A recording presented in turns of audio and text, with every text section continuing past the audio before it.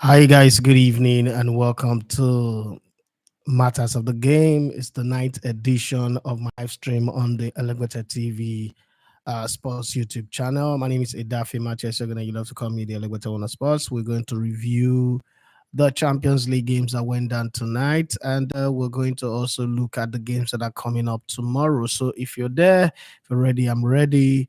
Matches were played today, two games. The defending champion Manchester City went to FC Copenhagen and they won 3 goals to 1. RB Leipzig, I don't know if I would say that, but I think they were robbed. Lost at home to Brahim Diaz. Uh, Only goal in this game to Real Madrid, but I just don't know. But from my position of looking at it, and you wouldn't call it my vantage position, but the referees and the VAR people knew what they saw. But I just think, in my own position, I think that I don't know. I don't know. What do you guys think? In my head, I think that goal should have stood. That's in my head.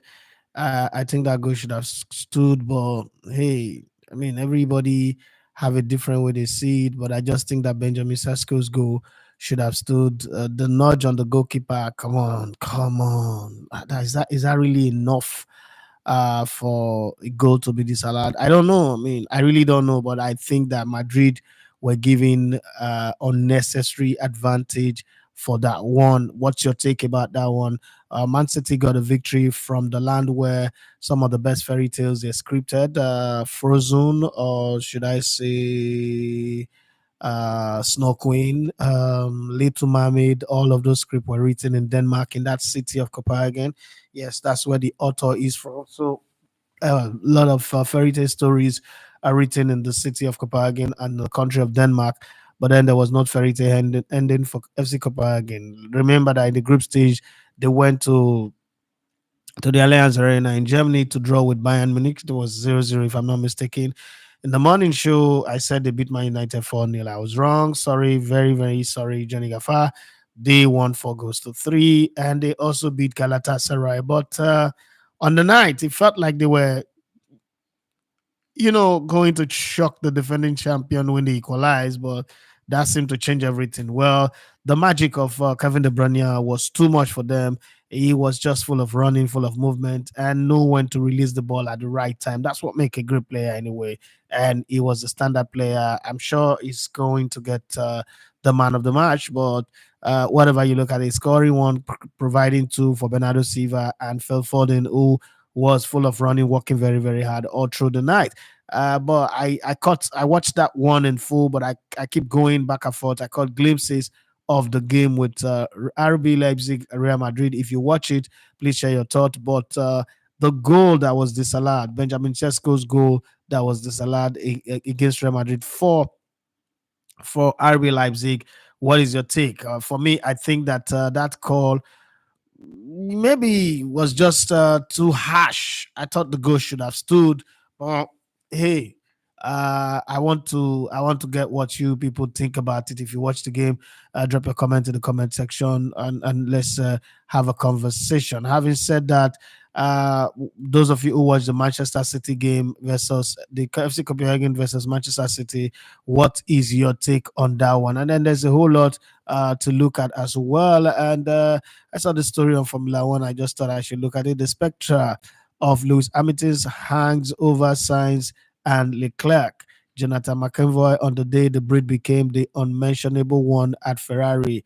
Okay, so Ferrari is now, going to have next year. They're going to have uh, what's it called, Lewis Hamilton, and a lot of people talk about that. But I know we're supposed to be talking about football, but it's just something worth talking about. I mean, Mercedes Benz really are letting him go. I don't know. They will get a driver. I mean, you know how these things work. They will get a driver no matter what, and he might just come in and do better. He might do worse, but you have a 7-time winner, I mean, joint all time. I don't think that would have been nice to let him go. I mean, especially on monetary matter. And guess what? Everything he was asking for, Ferrari gave to him, and he's not even joined them yet. their stock have risen. They made over $10 billion in profit. Jesus Christ. How good can somebody be that just because you sign a person to drive your car, the stock of your company will rise by 10%, and that 10% amount to 10 billion? Jesus Christ. I don't know.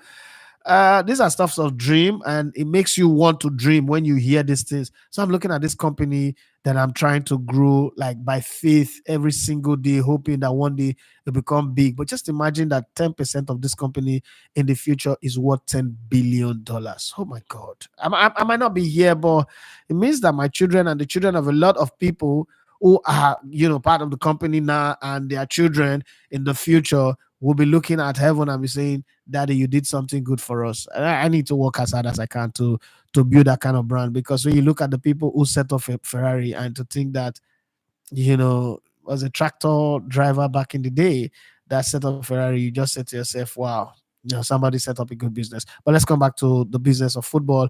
And the Champions League was what I was talking about. It was a bit of a quiet night for what's his name now, for Erling Haaland. But hey, who cares if it was a quiet night or if it wasn't a quiet night? I mean, you look at this kind of game and you say to yourself, I don't care if it was quiet. The most important thing that will be winning.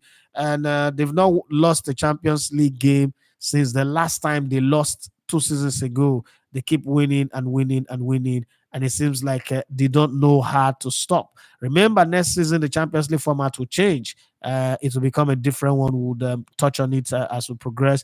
And we'll also have to look at Wednesday games, okay, what to look at for in tomorrow's game. We will touch on that one as well. It's a bit hot here. These lights are burning, okay, they are burning. I'll give you a guide to the Champions League so that you know, and let you know all the teams that are in the round of 16. So you know the people that are in the round of 16. For those of you who sent me messages to say I should touch on it, I'll try my best and see how it goes. So let's hit the ground running. Let's look at some of your comments before I come back to start touching, zip lining on the things that I talk. Okay, the way VAR magic happened is confusing. Sha. Madrid still had the game in control. However, the game was not as explosive as I expected. Okay, the Alara said the goal should have stood. Joe Olatunji Emmanuel said, I hope Xavi Simons gets a move to top club after Islo spell, or rather, he gets a PSG regular first team assurance. He is so exciting to watch. I agree with you on that one as well. Additional must say Copenhagen really tried. However, the firepower from Manchester City was too much. The class of the Bronya was exclusively on display. While the Olariwaju says that the Man City game was more interesting. That was the one that I watched in full. I was just, jumping. I'll go watch that one a bit and then come back. But I just realized, in the second, I like focus on this Man City game. This one. I mean, the Real Madrid game seems to have this pedestrian feel to it. I don't know, maybe because I was watching the Man City game and there was explosiveness, quick movement, transition, interception of ball, and all those threats coming in the game. I just felt, you know what? Let me stay with that one because it kind of like work for me. I have serious kata as well, so pardon me the way I'm talking, and all that follow. Additional, I must say, I can't wait to see to the start of Lewis Hamilton at Ferrari. Well, let me bring up some stories as it is. Uh, Fans are baffled by RB Leipzig Benjamin Sesko goal that was controversially ruled out against Real Madrid for the slight nudge on the goalkeeper Andre Lunin. Okay, Jack Grealish is distraught after the Man City star is taken off injured in first half of their Champions League clash against Copenhagen after a rare start. And that Doku guy kind of like give me a hybrid version of what's it called, of Moses Simon. I don't know if I'm right, but it seems to be like a correction to Moses Simon. I don't know. I don't know. I don't know. But tell me what you think. Judah Galo, why are you calling me this late? Come on. Uh, well, I don't know why, but I'm not going to bring him on now. We'll talk tomorrow, probably after the show. But let's see how it goes. Jeez. So let's talk about the new format. Let's talk about the new format of the UEFA Champions League for next season. There is a reason that European football is one of the world's most successful and popular sports. It's never stand still since the inaugural competition known as the European Champions Club uh, Cup, kicked off in 1955. UEFA has continuously evolved and adapted the UEFA Champions League to keep pace with wider changes in the game to ensure the new 2024-25 format will deliver the best for clubs, players, and fans. UEFA base is designed on extensive consultation with key stakeholders in European football community. The final format, access list, and calendar for European club competition was approved on 10th of May 2022, further to UEFA's decision of 19th April 2021 to introduce a new competition system. But I just think that that competition system that they decide to change was as a result of the European Super League proponent, and I think they just stole the idea and copy and paste it on their own. Well, we'll see how it goes. UEFA has clearly shown that we are fully committed to respecting the fundamental values of sports and to defending the key principle of open competition with qualification based on sporting merit, fully in line with the values and solidarity-based European sports model, said UEFA President Alexander Seferin. I know he's throwing a jibe at the European Super League people anyway. I am really pleased that it was a unanimous decision of the UEFA Executive Committee with the European Club Association, ECA, European Leagues, and National Association all agreeing with the proposal made. Another proof that European football is more united than ever. Wow. Troy Shade. How will the Champions League format change from 2024-25 season? Well, the pivotal change in the reforms announced by UEFA Executive Committee is the departure from the current format group stage system. The present Champions League group stage includes 32 participants divided into 8 groups of 4. From the 2024-2025 season, 36 clubs will participate in the Champions League, which means there's additional 4 club joining. The Champions League fees, former group stages, okay, giving 4 more sides the opportunity to compete against the best clubs in Europe. Those 36 clubs will participate in a single league competition in which all 36 competing clubs are ranked together. Under the new format, teams will play 8 matches in the new league phases. Former group stage, they will no longer play 3 opponent twice, home and away, but will instead face fixtures against 8 different teams, playing uh, half of those matches at home and half of them away. To determine the 8 different opponents, the teams will initially be ranked in 4 seeding pots. Each team will then be drawn to play 2 opponents each from each of those pots, playing 1 match against a team from each pot at home and 1 away. This gives the opportunity for clubs to test themselves against a wider range of opponents and raises the prospect of fans, of seeing the top teams to go head to head more than the earlier in the competition. Okay, it will also result in more competitive matches for every club across the board. Now, my question is, when they're not complaining that matches were too much, blah blah blah, they want to reduce matches. Now it seems like they're going to be playing a lot of matches. So, how will the 4 extra Champions League group stage spots be allocated? Qualification for the Champions League will continue to be open and depend on clubs' final position in the previous season's domestic league competition, combined with each association's position in the association club coefficient ranking. The basis of this, the access list will remain the same as for the current season, and the additional 4 slots available in 2024-25 will be allocated as follows. So slot 1, this place will go to the club ranked third in the championship of the association in 5th position in the access list. So in the coefficient says, if you are 5th, the team in 3rd position will get it, which is determined by UEFA Association Club coefficient ranking. Slot 2, this place will be awarded to a domestic champion by extending from 4 to 5 the number of clubs qualifying via the champions path of the competition's qualifying process, which will consist of 4 qualifying rounds. Okay, slot 3, the 4 slot 3 and 4. These places will go to the association with the best collective performances by their clubs in the previous season, i.e., the association club coefficient of the previous season, which is based on the total number of club coefficient points obtained by each club from an association divided by the number of participating clubs from that association. Those two associations will each then earn one automatic place in the league phase. European performance spot, okay? For the club ranked next best in their domestic league behind those clubs that would have already qualified directly for the league. Wow, that's a good one. How will teams reach the Champions League knockout phase, and will the format of the knockout phase change? The result of each match will decide the overall ranking in the new league, with 3 points for a win and 1 point for a draw still applying. The top 8 sides in the league, okay?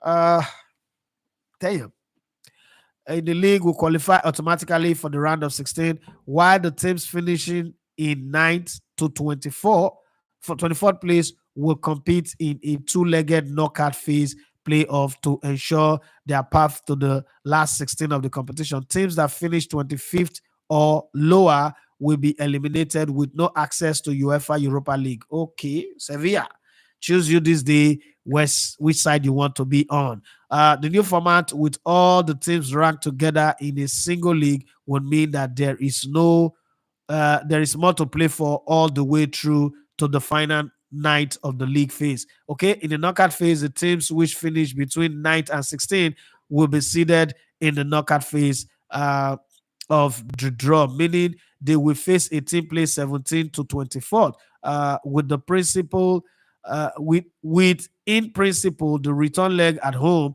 The 8 clubs which prevail in the knockout phases will play off, then progress to the round of 16, where they will each face one of the top 8 finishers who will be seeded in the round of 16. Okay, that's a good one as far as I'm concerned. I like the idea on paper as it is, but let's see when they start practicing it. To strengthen the synergy between the league and the knockout phase, and to provide more sporting incentive during the league phase, the pairing of the knockout phase will also be partly determined by the league phase ranking, with a draw which likewise determines the layout on the layout determines and lay out the route for teams to reach the final. From the round of 16 onward, the competition will continue to follow its existing format to knockout rounds leading to the final stage at a neutral venue selected by UEFA. All games before the finals will continue to be played in midweek, recognizing the importance of the domestic calendar of games across Europe, while the final will continue to be played on a Saturday. Will the Europa League and Europa Conference League format change from 2024 to 2025 season? Yes, similar format changes will also be applied to the UEFA Europa League, 8 matches and therefore 8 different opponents in the league phase, and then UEFA Europa Conference League, which will be called the UEFA Conference League as of 2024-2025 season, 6 matches and therefore 6 different opponents in the league phase, with both competition also featuring 36 teams in the league phase. Okay, you don't crooked there be that too. Well, tomorrow we'll talk about how the calendar will work and other things that follows it. But let me come to you guys and feel your pulse. Well, the kind of numbers that we're getting does tell me that we might cancel the night show. Give us night show. Give us night show. I cannot be burning this heat, getting this fire to Lisa burn me, and I'm not getting the conversation that is required. Well, Adija Lavma says, okay, I think I've read down. Tosili Madi says, good evening, good people. Then Olariwaju says, these days I am not really a fan of the round of 16 of the UEFA Champions League. Maybe because there are not too many top matches at that stage, but I will still watch her. Whatever it is, everybody said I just the feel for Sevilla Sharp. Well, they would find their way and win the one that they can win. Okay, but if they find out that okay, qualifying for the Champions League does not work for them, they will directly go and qualify for the UEFA Europa and see. Or probably this might just throw up new winners for the UEFA Cup, the UEFA Europa Cup, and then the UEFA Conference League as well. But let's keep our fingers crossed and see. I remember there used to be 2 group stages up until 1999-2000. Reason season or 3 or thereabout. More money is the drive, no problem, as long as the fun gets better. I think it's going to be fun. I'm one of those person, I don't stand against change. I always say, you know what, you might not like the change, but wait and see it. Okay, there's always that room of saying, okay, I don't like it, but let me have to see it, and then we cannot decide to say it's this one is better or the previous one is better. But when we say see, not just one season, you gotta give like 5 seasons to settle in, and then you decide whether you want to go back to what used to be. Remember when VAR came out? Everyone like, no, I don't like it. I don't like it. Apart from the English league, where I think this is my thought, where I think they manipulate it and they use it to create talking point and TV show, because the English league is more of a reality TV show than a real football, if a real football league. That's my own opinion about it. I think that when it first came, I was like, it's not going to work, it's not going to work, it's not good. But we've seen it work everywhere, most especially in the African Cup of Nations this year. So it's one of those things that I say, if changes is coming, do not fight against it, just give it a try. Well, Real Sociedad hope to keep Kylian Mbappe quiet, and Lazio look for home inspiration against Bayern. Let's see how tomorrow going to go. Today we already seen FC Copenhagen, Manchester City, RB Leipzig, Real Madrid. Wednesday, February 14th is Valentine's. Somebody is going to get heartbroken tomorrow. Home defeats like Man City did for Copenhagen. Would that happen for Paris Saint-Germain? Because Real Sociedad seems to have a way of shocking people, but they also have a way of crumbling when you expect them the most. Can Bayern put their poor home form aside and go to Lazio, the eternal city, and play football the way we expect them to play, or we're going to have them, play badly? I mean, it's something that would be bothering us. But let's see. Larry tried to tame Mbappe. Real Sociedad were another surprise story of the group stage, with Emmanuel Alguacil's well-drilled side finishing ahead of last season's finalists Inter to top their section, okay, or their group. They have received a tough round of 16 assignment against 2019-2020 runners-up Paris Saint-Germain, who will always pose a threat with the star quality of Kylian Mbappe in their rank. If there is one team who may fancy their chance of keeping the France forward quiet, however, it is Real Sociedad. The Basque club considered just 2 goals in the group stage. That's fewer than any other side, with their regular center back duo of Igo Zubeldia and Robin Lanomad shooting at some impressive performance, some impressive attacking talent in the Group D, where they belong. They will have to be on their A game against again, to deal with a player like Kylian Mbappe and co in the Parc des Princes. What do you think? That you think that tomorrow these guys would go to the Parc des Princes and do something? Let's go to the Stadio Olimpico, the eternal city of Rome, and find out what the talk is going to be there. It's an old famous stadium that's seen so many battles in the past. It's a nice one to face. That was Bayern's icon Thomas Muller's reaction to drawing Lazio in the round of 16, with the veteran forward clearly all too aware of the special atmosphere that will be generated or guaranteed for the first leg. The Bianco Celesti certainly used the passionate home fans to their advantage in the group stage, winning 2 and drawing 1 of their encounters in Rome to finish as runners-up in the section. Bayern may have a psychological edge, though they beat the Italian hopeful 6-2 on aggregate at this stage in the 2020-2021 campaign. So it's not like they're going to a place where they don't know how to win. Can Lazio move a step closer to the first quarterfinals in this tournament in 24 years, or will Bayern be able to start looking forward to making it 12 appearance in the final 8 out of the last 13 season? Each should make for a fascinating viewing, whatever the case. Whoever wins, whoever loses, well, we will see how it goes. Further ahead, don't forget that Atletico de Madrid coach Diego Simeone will return to Inter and Stadio San Siro on February 20th. We will talk about that one when that time comes. Arsenal are also in the Champions League knockout stage, just in case you forget, for the very first time since 2017, and they face a tough trip to on the 21st of February to FC Porto, who have lost just twice in 15 home games this season. Again, it got tough, but when we get to that bridge, we definitely would cross it. Well, we've seen some games today. It's time for me to come to you guys and hear from you. What do you make of the games that you saw? Or I guess you did see it, or some of you are still, reeling off the AFCON final, the field, and you didn't bother to go check the Champions League. Well, Bobby Kigo say Leipzig as such a poor team. Yes, they're poor, but I think that the officiating was a bit against them. I don't think that goal, that Benjamin Sesko goal, should have been disallowed. I thought that goal should have stood. That's my thought anyway, but I might be wrong, even though I'm not the thought but that's what I thought. Olayinka say, Boss Elegbete, was there a team of the tournament for AFCON? Yes, there is. And Bobby Cook will say, one can see how Madrid really miss Bellingham. Yes. Team of the tournament, AFCON. Jeez. I think it was on the CAF side. Live center. Sorry, let me. I'm coming. Let me get to you that one. Wait, hold on. Okay, these are the awardees, but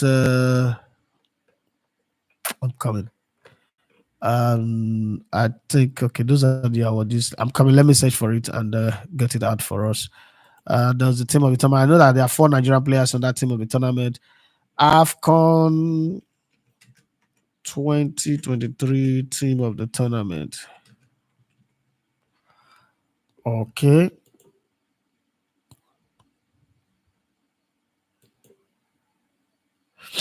There are 4 Nigerians. Trust is there. Lionel is there. Okay, good. I've gotten it. So you have Williams, the goalkeeper for South Africa. Ron Williams as the goalkeeper. You have Kevin Bassey, Trust Ekong. No, it's not Lionel. Sorry, it's Kevin Bassey.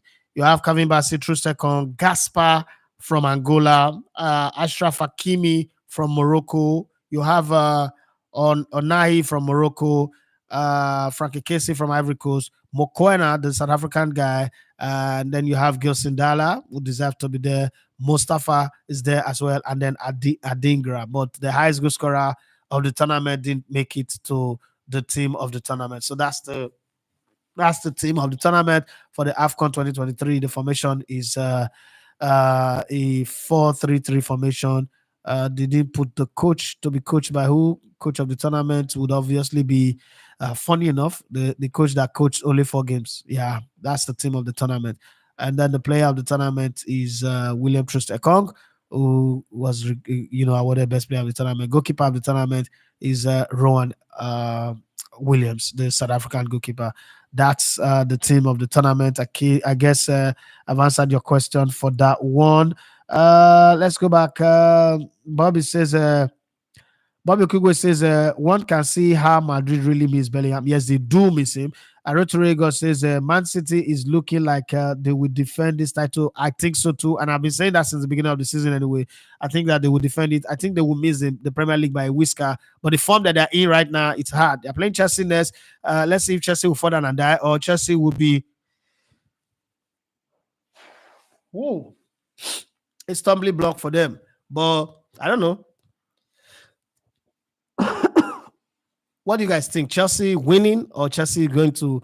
I just think that Kevin De Bruyne, something about Man City, and I was looking at them today. I was just trying to look at them and say, okay, what makes this team different from Arsenal, Liverpool, Chelsea, Man United, Tottenham Hotspur, Aston Villa, and the rest of them?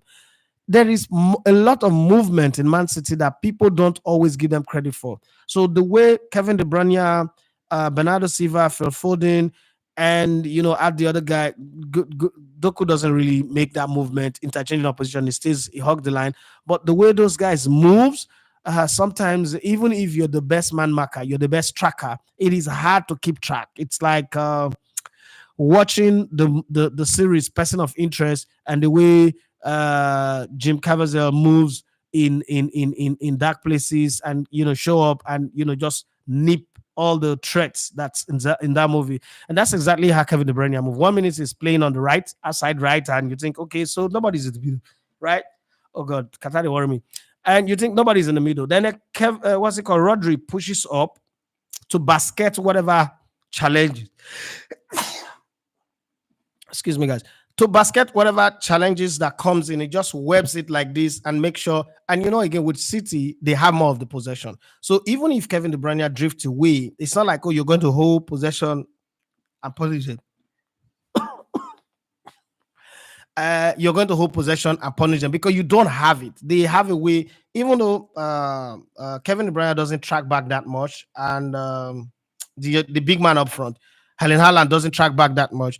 They do have this thing about them that makes them win the ball faster than you think because the defense push up a lot. And when I was looking at that, and I was like, oh, this probably is what we're missing with the Super Eagles in the finals, where the gap between defense and midfield and then midfield and attack is very big. So the opposition have a way of settling down. They don't have anybody really pressing them so hard that they are fidgeting, that they are losing the ball. And I don't know. It's just kind of like crazy when you see a team like Man City play and you try to, like, what I did when I was watching the game was like, okay, I take this is the Super Eagles, this is the Super Eagles, and this is Man City. What I now did was try to marry the two of them and say, okay, let me put the Super Eagles because I'm still thinking about that finals and how the Ivory Coast really dominated us, the way and manner they dominated us. And I'm trying to find the answers. I'm trying to do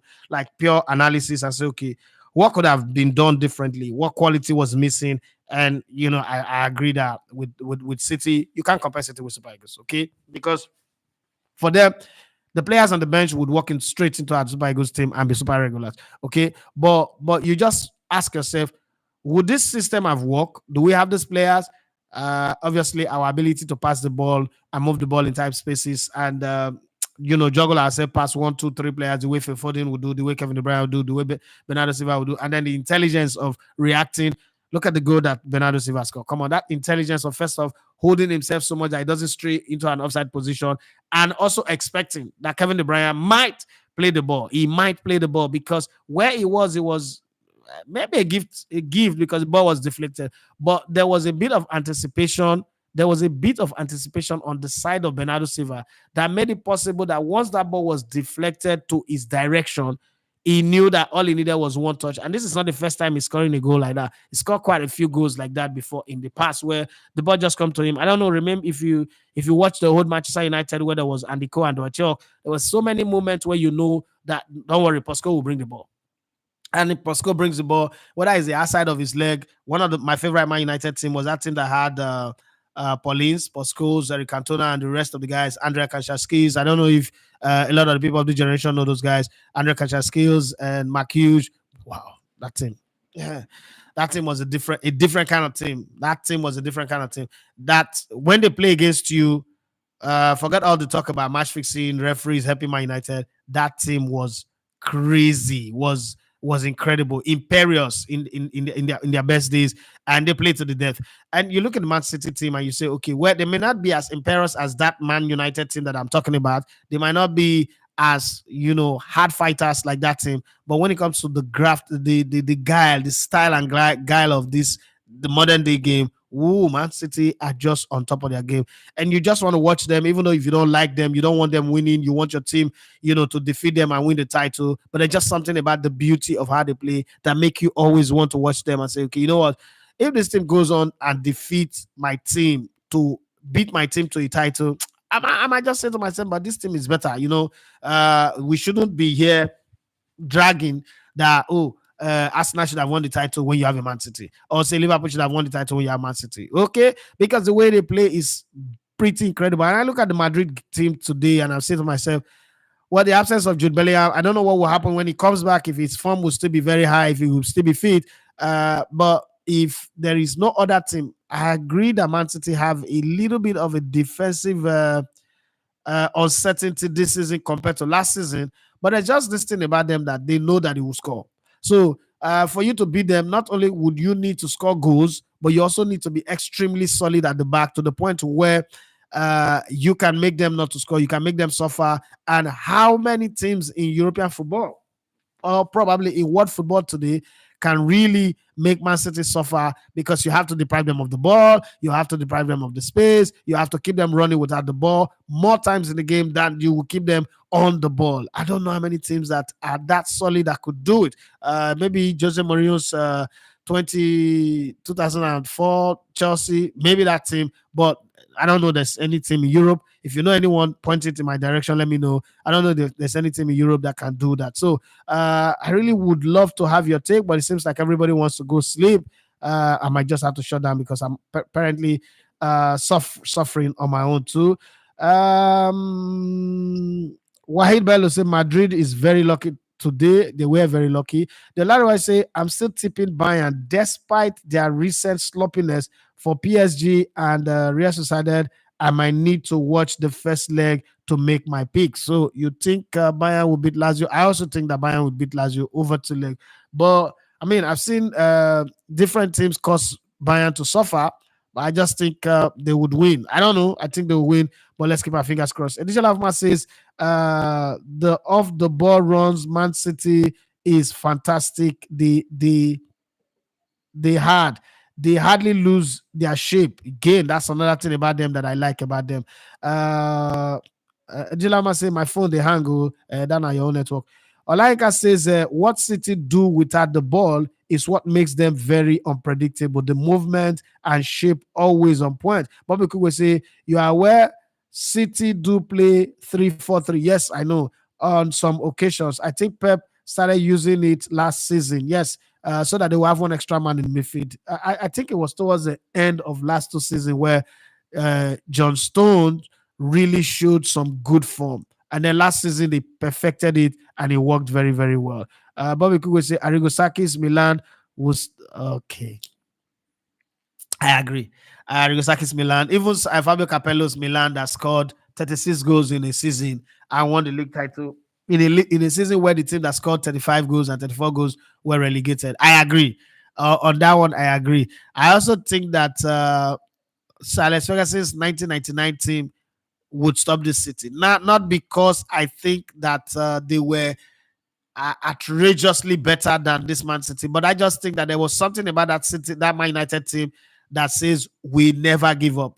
In terms of flamboyance, in terms of the beauty of play, this City team is better than that one. But there is something about the character of that team. Look at the game, the semi-finals of the FA Cup against Arsenal. Looked like they were dead, and then after then, his Beckham missed that penalty out of nowhere. Ryan Giggs scored the goal of his entire life, right? And then go back to the Champions League game. I think that is the best ever performance of Roy Keane for Manchester United against Juventus. I don't know if anybody remember that game, but it seems like Man United were dead and buried. I think it ended 3-2. It looked like they were dead and buried. I mean, that season, they should do a movie about Man United of the 1999. This is not me. I'm not a fan of Man United, but you got to love some things about some clubs. You know how Roy Keane played on the day. 2 goes down, and then, wow. But Man United, I think I will say it again and again and again. The 1999 treble, they deserve it. It was written in the stars long before the start of the season, but they deserve it every inch of the way. That's not one of the seasons that you can say maybe it was fist. That's one season, that 1999 season. There were games, there were landmark games that you just keep going in the season. Like, wow, nah, come on. If this team does not win this title, then something is wrong. But again, that's one of those seasons that you look back to and say, but we have seen some great football. Like the season Chelsea won the league. The second season, after winning this first season, that team that have Edu Johnson, Ian Robben, that's another fantastic team that came together. Then the season that Bayern won the treble, when Odmaisvi came back after Pep Guardiola had done 3 seasons, winning the league, winning the DFB Pokal, whatever it was, and they couldn't win the Champions League, and this guy came back and won the treble. That season's Bayern is, oh God, Ian Robben was unplayable. Frank Ribery was unplayable. It was one of those seasons where I felt, you know what, they should have given him the champion, the Ballon d'Or, and they didn't give him. Wow, that's another team. And then I also love the Ajax team of 1995. Jesus Christ, the one that won the Champions League, and then the one that went to the finals. I lost to what's his name now? This guy that died of cancer. This the guy that backstabbed Ruud Gullit. What's his name? Jesus Christ. That was playing as a striker alongside Fabrizio Ravanelli. Oh God, the assistant coach to Mancini when they won the Euros. What's his name again? God, the Italian striker, the guy that have bad hair that played for Chelsea. Oh God. Gianluca Vialli. That team that had Fabrizio Ravanelli, Gianluca Vialli. I think Antonio Conte was in that team. God, that's that's one fantastic team. Another team that I like that have played in the Champions League and you know etched their names in my mind. Remember AC Milan versus Barcelona in the finals? Remember that final where Fabio Capello took over AC Milan and he was rebuilding the team. Savicevic, Savicevic, what's it called? This this guy that play outside right. What's his name, man? Oh, Jesus Christ of Nazareth. I'm forgetting some names now. That team was just AC Milan versus. Sorry, guys, let me check it. Versus FC Barcelona. Uh, ECL finals, 1994, if I'm not mistaken. 1994. Yeah,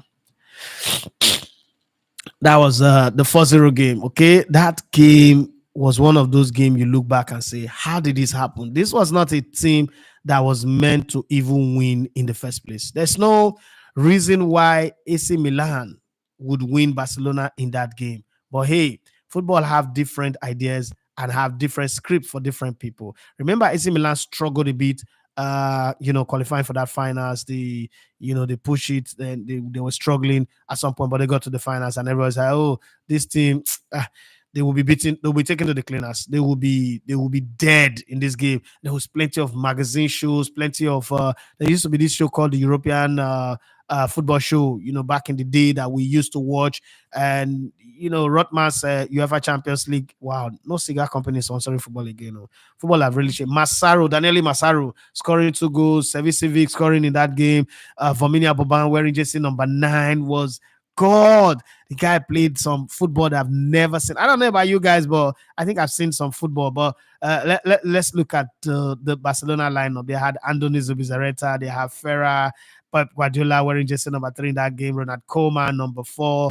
Nadal, Bakero, Sergi. Bolja was in that squad. Stoichkov, number 8, who got a yellow card, was in that squad. Amor, yeah. Little man Amor was there. Romario, number 10, was there. The current guy at Man City that is really doing everything. Aitor Tiki Begiristan. Okay, remember the midfield guy? He was in that squad as well. Isubio was substituted on at some point in that game, but it didn't change anything. There's another Busquets there, not this Sergio Busquets, but there was another Busquets at the time. Was there Kiki Estabaraza? Was also there, and then Juan Carlos, as well as Goy Kocha, the Argentine goalkeeper. But hey, this AC Milan team was incredible. Rossi was in goal. Tassotti, Panucci, Panucci was in the match, I don't remember. Albertini, Gali, Maldini, Donadoni, Desai, Boban, Savicevic, and Daniele Massaro. I mean, these guys were rookie compared to the experience of that Barcelona team. How they managed to beat them 4-0 is one of the finals that I cannot still explain to this very day. Just like that one where Barcelona took Man United to the cleaners 3-1. And the commentator was just saying they keep crossing the ball into the box. I don't think they would ever get the head of the little Argentine, the little man. He can't score unless he's got the hand of God from Maradona. But unfortunately, the ball came this time around and the guy jumped like a pussycat and the ball was in the net. Even Van der Sar and Rafael were wondering what happened here. Game ended 3-1. That's another finals of the Champions League that keep coming back in my head. Memories that I'm going back now. I don't know the one that you you remember the most, the one that excites you most? I know for Chelsea fans, it's going to be 2012. For Barcelona fans, I don't know which of the finals that really excite them the most. Real Madrid fans have 14 to look back to, especially the new generation will look at the three-peat by Zinedine Zidane. But for some teams, we just have to. For FC Porto, I think I like the FC Porto match against Man United than the finals against Emmanuel Shea Adebayo's Monaco. That really, I think that match didn't live up to the expectation. One game again, one finals that really shocked me because my script was torn to shred was that 2010. I don't know if you guys remember 2010 Inter Milan versus Bayern Munich. Yeah, Louis van Gaal's Bayern Munich. Bayern Munich was just the team that I thought everybody was looking at Bayern Munich and saying, this one they will win it. Damn. But you know what happened? Oh? It was a different conversation. And look at that team, how well great they are, to the point where Eto was even playing a left full back, but it didn't even matter to him. The most important thing is let's just win it. Let's not even try and to argue that, oh, I'm supposed to play in this position or I'm not supposed to play in that position. Nobody really care right now. Let's just win the damn Champions League finals and move on. It's not a big deal. Nobody is looking for uh who should do this or who should do that. And he just knew had to get himself in the right position, receive the ball, and then suffer everybody. Materazzi played the kind of football that I'm not sure anybody expect him to play. Suleiman Muntari also came on, very late in the game for Pendev. I remember that game. And he did what he needed to do, just get the job done. That's football. Sometimes all you need is just get the job done. And you go back to that game, Inter Milan had Julio Cesar, who was already getting hold, Zanetti, Lucio, Samuel Eto'o, Jesus, left full back, wearing jersey number 9.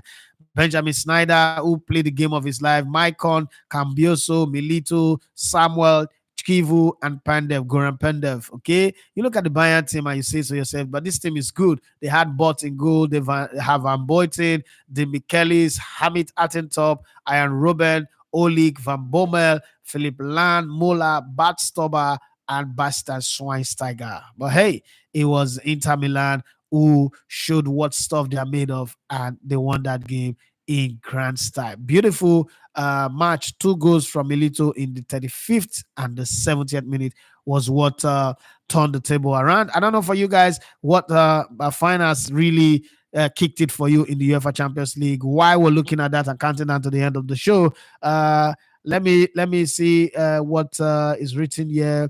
This one is coming from the Olara. I remember that game. It was 0-0 at Old Trafford, and then they went to play 3-2 to beat Juventus at Stadio della Happy. Yeah, Stadio della Happy. I like that stadium that year. I went there to go and do specialist treatment for my knee when I was learning how to walk on my leg. Oh, God. I spent some money in treatment.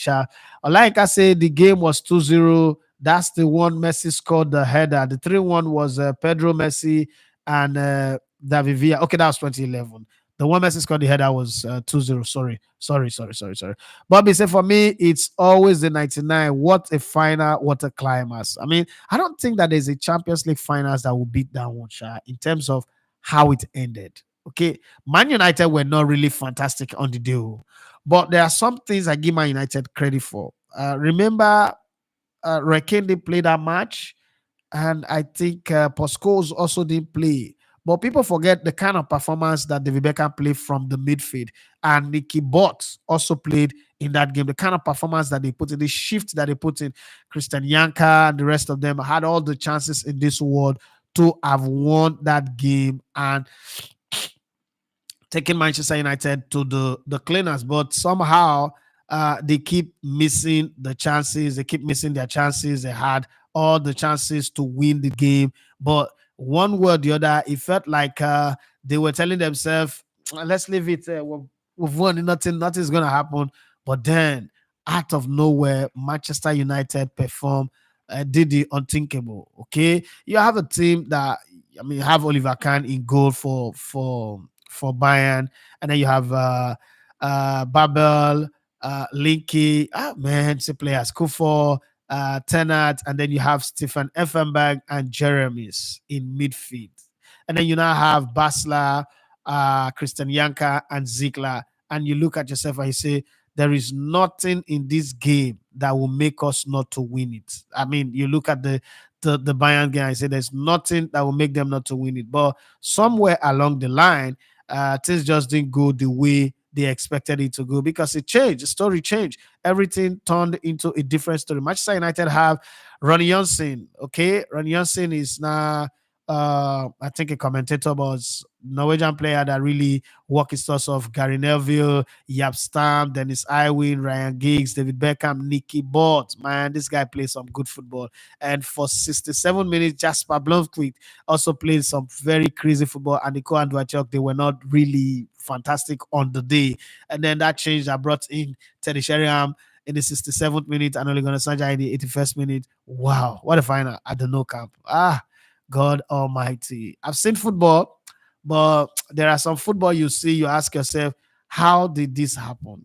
You know, what happened here? This is chances upon chances that they should have won this game since forever in the face of 90,000 plus people. But Manchester United performed the miracle on Fergie time, and the rest, as I say, is history. It's always going to be one of those moments where you just feel, football gives you moment to remember. Liverpool, AC Milan finals, that's another one.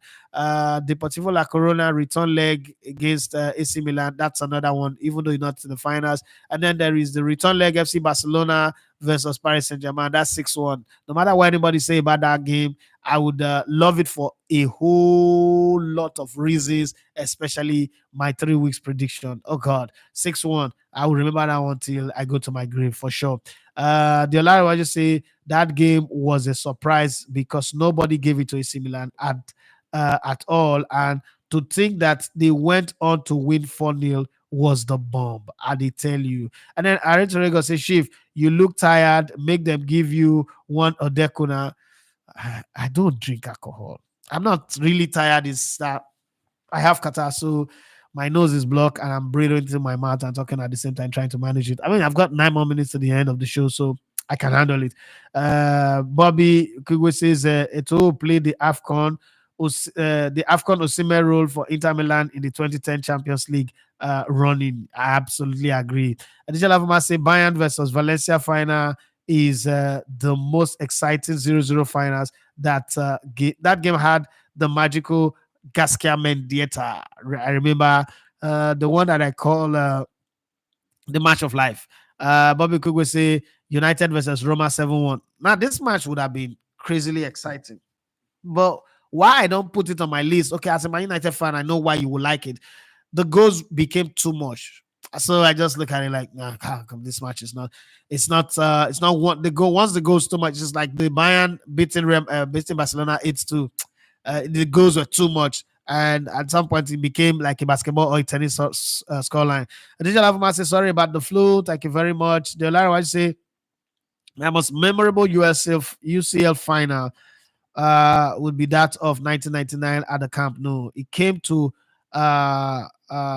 topple that of 94. I can't forget the way Kufuor was crying like a baby.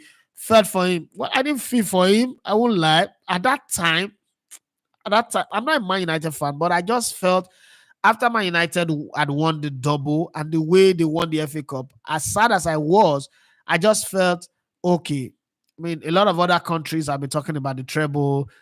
Let Man United just win it. Yeah, I don't think I follow football to that point where I'll just hate a club. If they're doing well, they're doing well. They deserve to win it. They deserve to win it. So I just said, let Man United win it. But when the game started and then Bayern scored and the way they were playing, the chances they were having, and I just felt, you know what? The magic. Man United came in with a workaholic spirit.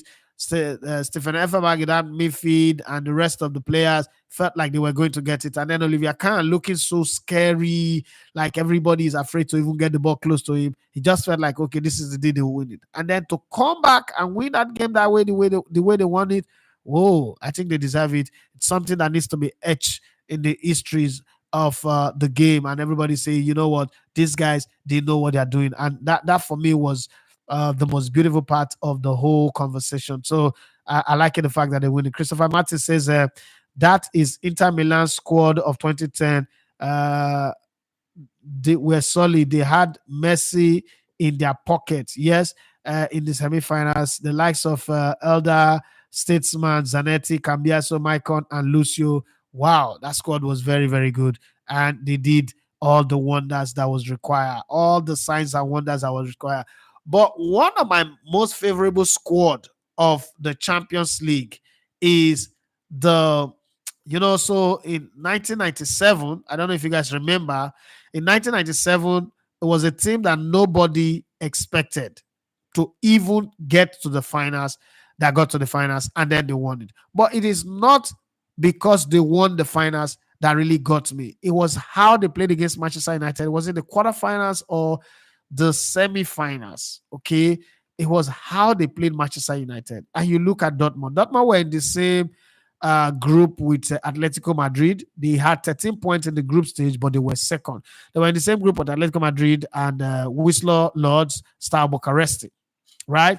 But they came second in that group on goal difference. And, you just kind of, I feel like, okay, this one is one of those tournaments where they will get knocked out somewhere in the competition. Somewhere they will meet their match, they will get knocked out. Well, it did not happen like that. The more people think that, oh, they will get knocked out, the more they were pushing, the more they were thriving, the more they were growing by, match by match. As they were pushing, they were going game by game. And before you know it, they were there. I also like the way Ajax played against, what's it called? BK Rosenborg.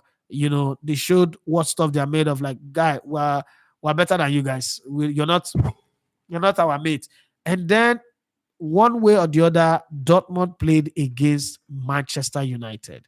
Lars Rickens. I don't know if anybody remember that guy. Lars Rickens was a different guy.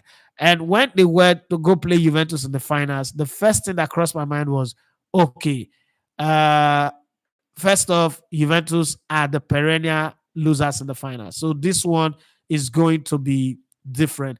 Remember, it was the Olympic Stadium in Munich, the stadium where we went to go do the German Youth Cup last October. It was the Olympic Stadium that this match was played. And somehow, yes, they have the advantage, but Dortmund historically do not go to that stadium and get good results. So it was looking like Juventus will come there. Juventus have also gone there to get some good results. Dortmund had player Stefan Klose as their goalkeeper. Matthias Sammer was a captain, fantastic. And the system that they played made him sit deep like he's the libero, was three at the back of Cree, Kola, and Sammer. And he was sitting back, but it was also going. There was Enrich, there was Reiter, then there was Paulo Sousa, who was the orchestrator general in midfield. Then there was Mola in front, and then there was Lambert as well. But then there was Chapusat as well as Rideau. Those guys were good. But Lars Rickens' performance against Manchester United in the earlier round was the one that really got me. I mean, home and away, Lars Rickens' performance just got me. I remember we watched that game at one man at the Copa Jimmy. Was the only guy that had that the only place where you can watch Champions League. They had these satellites back in the day in Warri, and we just go and sit down there, sit down. We will walk from morning to night on Champions League. They will walk, fetch water, clean the compound, wash car, do everything just so that they will allow us watch that. Now, wow, see us now, see my children. Life has really changed. So they'll get to me for their room telling me that a 40 inches television in their room, not big rich. Now the one with the parlor though. Life, it was fun. And Juventus had everybody. In this game, Dortmund was not the team. They had Angelo Peruzzi. I don't know if you guys remember that guy. Angelo Peruzzi, Sergio Porrini, Ciro Ferreira, Paulo Montero, Mark Giuliano, Didier Deschamps, Angelo Delivio. Wow. Vladimir Djugovic, the Serbian guy. Zinedine Zidane was in this squad. Christian Vieri, the big man, was there. Alan Boxic was there. And you just say to yourself, I mean, this is a walkover. There is no need. Andrea Pello, what's it called? Alexander De Pero was on the bench. Nicola, the Italian one, not the Brazilian one.